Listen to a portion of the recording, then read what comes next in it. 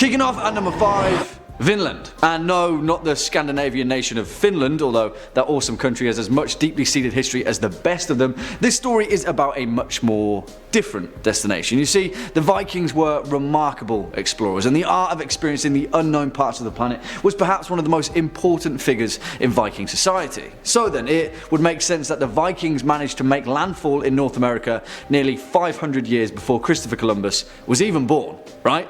In fact, it is widely considered that the legendary Viking explorer Leif Erikson led the first ever European voyage to touch North American soil.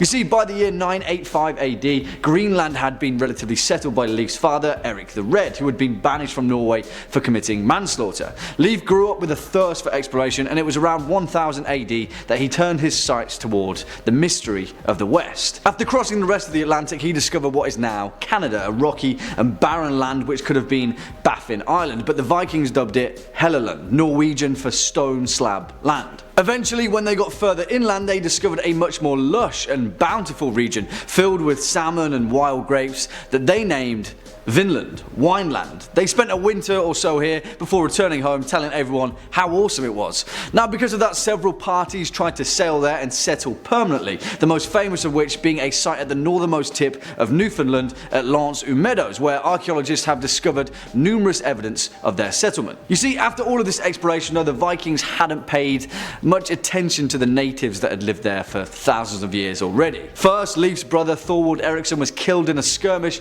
with a nearby native tribe, and then several years later, another group of Vikings were mercilessly killed in the Battle of Vinland in the year 1010.